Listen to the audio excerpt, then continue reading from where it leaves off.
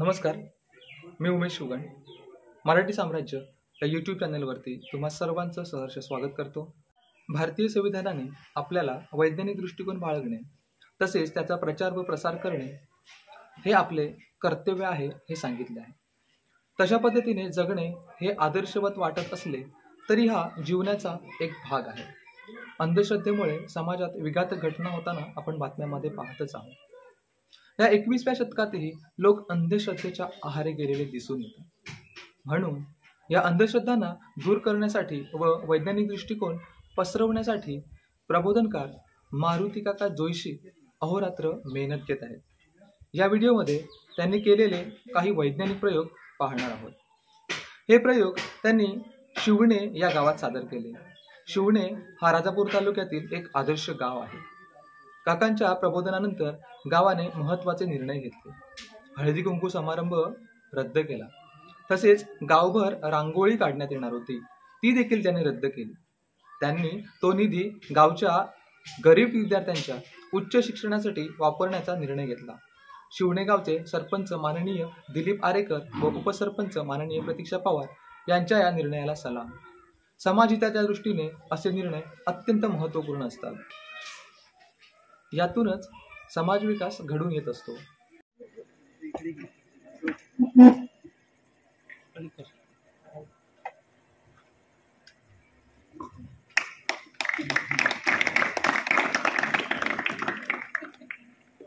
अग्नी खाल्ली की आपला समाज विश्वास ठेवतो, तिच्यात काहीतरी पावर आहे. खोटं आहे ते. 3 एकर विज्ञानाचं मत आहे, तोंड भागत नाही. तुम्हाला मी शिकवू शकतो. या रुमालाची गाठ तो मंत्रशक्तीने बाबा सोडतो. एक गाठ बांधली. आता ही गाठ बांधून झाली की तो बाबा काही मंत्र म्हणणार आणि जय अलख निरंजन म्हणणार आणि सुटणार नाही. एकदा टाळ्या मारा. मी तुम्हाला शिकवायला आलोय. तुम्हाला शिकायचं असेल तर साखरपाला यावं लागेल. येताना 2 बाटल्या आणाव्या लागतील. सोडा आणि लेमन, नाही तर दुसरे आणल्यात ना तर तुम्ही पण पडाल आणि मला पण पडाल. तसं नको, नाही तर माझी जादू तिथंच राहील. नाचणीच्या भारीच्या जसे आपण भारे बांधतो तसं तो जादूगार आपला पाल्या पद्धतीनं गाठ मांडण्याची त्याची ती पद्धत असते. तो अशी गाठ फिरवतो इकडून. अशी गाठ मारून झाली जरी जोरात खिचली तरी त्याचा काही परिणाम होत नाही. आणि असा रुमाल ठेवला की बोलबच्चन केलं जय अलख निरंजन म्हटलं की सुटली जाते. परत एकदा तुम्हाला दाखवतो. त्याला नजरबंदी म्हणतात. काय नजरबंदी? नजरबंदी वगैरे काय? जो बाबा चमत्कार करतो तो बाबा बदमाश असतो. बाबाच्या नादाला लागायचं नाही. त्या झरेवाडीतले बाबा काय काय केलं पाटील बाबांना माहिती आहे का? आश्रमजी बापांची परिस्थिती काय माहिती आहे का? ग्लास आहे ना, या ग्लासामध्ये मी पाण्यापासून प्रसाद बनवू शकतो. याच्यामध्ये पाणी टाकलं,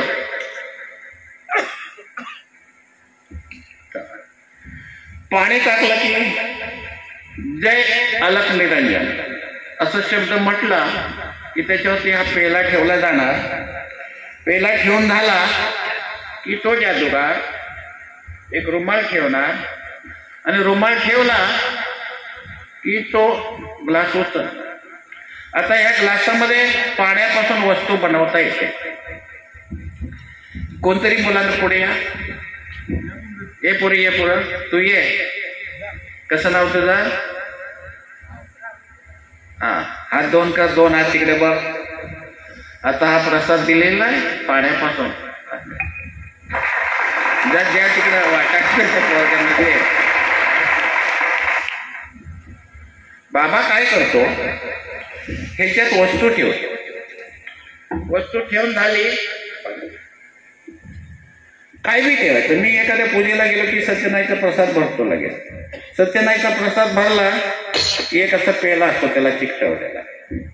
असं उलटी गेलं तर समोर काय दिसत नाही लोकांना समोर. हे बघा उलटे ह्याने तर पलटी केलं. पलटी केलं तर कसं ह्या पेला पीठ बसलंय ना हाताखाली. मग पलटी गेलेल्या लोकांना काय वाटतं की पलटी गेलं म्हणजे काय ह्याच्यात काय नाही. आणि याच्यात परत असं केलं, पाणी टाकलं, तांबे असा घेतला, पेला तर पेला याला चिकटतो. इकडे आला की याच्यात प्रसाद तयार होतो. त्याला म्हणतात जादू. त्याला म्हणतात जादू. जो जो बाबा चमत्कार करतो तो तो बाबा बदमात असतो. कुठलाही मंत्र म्हटला, काली कलकत्ते वाली महाकाली दुश्मन की तोड़ने के अपने साथ में दुश्मनगिरी करेगा उसका झोपड़ा पिपड़ा शब्द जलेगा असं म्हटलं हो तर ह्या केळ्याचे आतल्या 2 तुकडे होतात मंत्रांना. कोणतरी व्यक्ती पुढे यावं. कोण आहे? मुलाने तुम्ही उठला तरी चालेल, या बाबा. हे मंत्रांना केळ्याचे तुकडे होतात. हे कसे होतात? आपलं नाव कसं? प्रसाद घाणेकर. आता हे आपल्या समोर आले, केळं सोला. हे केळं सोलणार आहे. सोलल्यानंतर त्याच्यात हातातून ते केळ्याचे 2 तुकडे तुम्हाला झालेले दिसतील. टाळ्या तरी मारा एकदा. आवाज येतो. चांगला केळा आहे, राजाकडून घेतलेला आहे. आणि कोणाला केळा खायचा आहे या परत असे एखादी मुलगी येऊन दे पुढे स्टेजवरती. ये मुली ये. की मंत्राने केळ्याचे 2 तुकडे होतात. तो जादूगार करतो. आता ते सोलायचं. सोल. ते सोलताना 2 तुकडे झाले ना. आता खात आहे. आणि केळ्याचे मंत्राने 2 तुकडे होतात. कसे होतात? एक सुई घ्यायची. सुई त्या केळ्याच्या कोपऱ्यावरती ठेवायची, सालीवरती. आणि ती आत सुई आहे ना, ती आतल्या घरापुरती तेवढी फिरवायची. तेवढ्या घरापुरती. सालीला टच नाही करायची. तेवढे फिरवायचे, समोर ठेवायचे आणि सांगायचं आमच्या मंत्राने केळ्याचे 2 तुकडे करतो. मंत्र तंत्र मूठ, विज्ञान सांगते सारे झूट. मंत्र खरे असतील तर त्याच्यावरती एक आमचं गाणं आहे. एक पापड मोडून जावा आणि मंत्राचे गुण गावा. एक मांत्रिक साचो मंत्र मारी, 20 सर्पाचं मंत्राने उतरी. म्हणे माझ्या मंत्राचा प्रभाव भारी, हे खरं का खोट जाणावं कसर, यालाच नांगीन डसवा. एक पापड मोडून जावा आणि मंत्राचे गुण गावा. मंत्र तंत्र मूठ, विज्ञान सांगते सारे झूट. तो नारळ आहे. तो नारळ कुठला निघाला?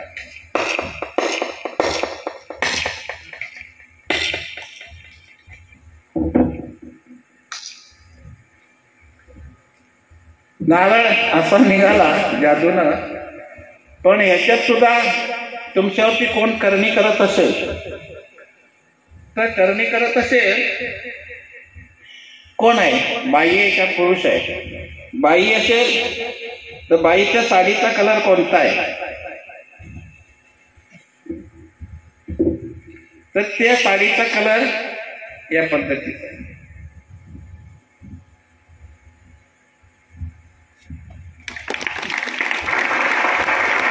या पद्धतीची बाई तुमच्या घरात येते आणि काहीतरी करणी करते. तुमच्या नवऱ्यावरती काहीतरी करणी करायला लागलेली आहे.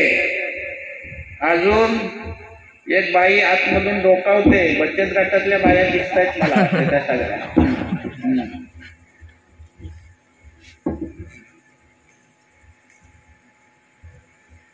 दुसरी एक परत तयार होते तिच्या जोडीला.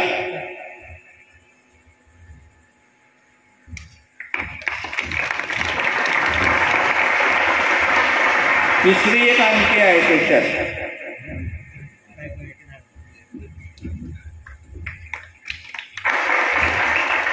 या 3 बाया या साडीचा कलर नेसलेल्या तुमच्या घरात येतात आणि तुमच्यावरती काहीतरी करणी करतात.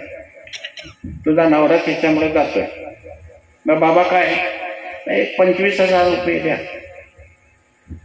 ती मंगळसूत्र विकून देते. काय करतो तो बाबा? हा नारळ आहे. कुठे टाकला होता? ह्या नारळ आहे ना, तो सुका भेट. या नारळाला इथे डोळा असतो. त्या डोळ्याला होल पाडायचा आणि त्या रिमणी घालायचं आणि मूठ मारलेली दाखवायची असेल तर त्याच्यामध्ये बांगड्या घालायच्या तुकडे. म्हातारी बाई दाखवायची असेल तर पिकलेले केस टाकायचे आणि कलर टाकायचा, टाचण्या टाकायच्या आणि तो नारळ समोर 100 माणसात फोडायचा.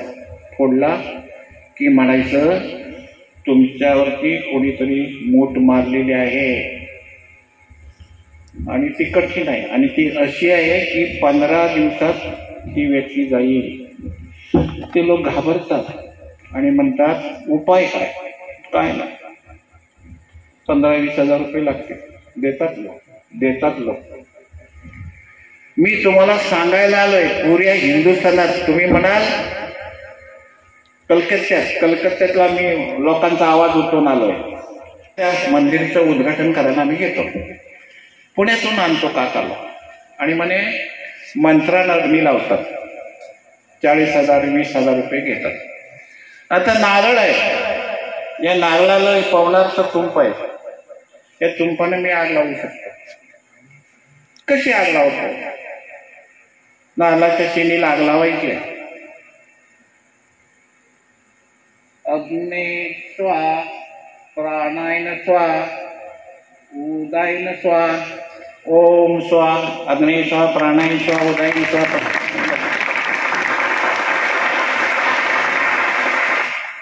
मंत्रानं लावतो, जंगल पेटवतो.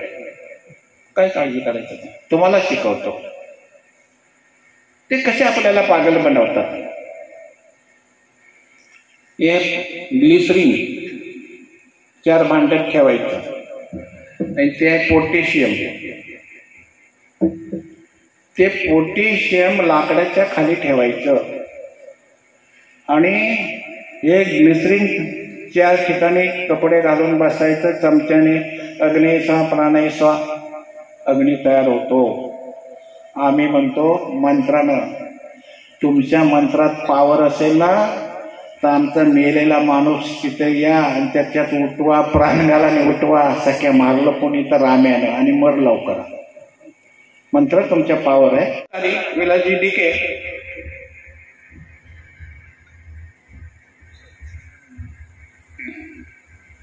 तर ते हे टाकलं कि फक्त म्हणणार काली कलकत्ते वाली महाकाली दुश्मन की तोड़ नाली अपने साथ में दुश्मनगिरी करेगा उसका झोपड़ा पिपड़ा जब जलेगा.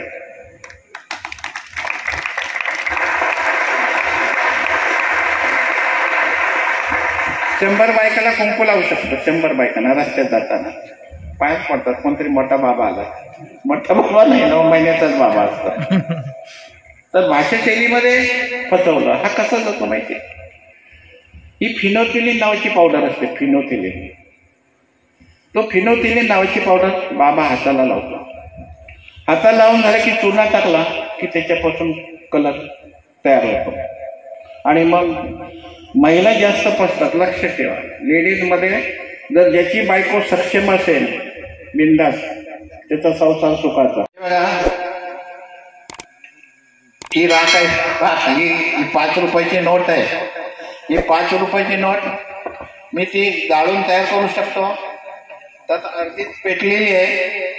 हरकत नाही. ही जी पेटलेली नोट आहे तिला परत नाही जाळत आहे, टाईम नाही आहे. तर आता ही जाळून टाकली ती अशीच अशी नोट परत तयार होते. जे अलग निरंजन म्हटलं की ती बघा ती नोट तिकडून येते. जळलेली नोट परत येते. अडकली पण तिथे गेली तर तिकडे बघा पाठीमाग ते 2 पोरगे बसले ना, तिथे झाड आहे.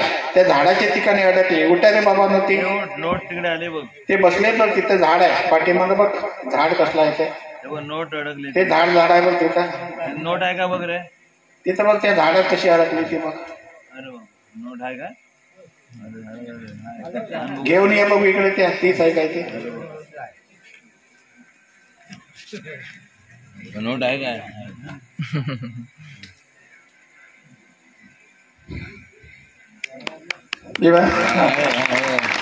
आग लावली जळलेली नोट तशीच.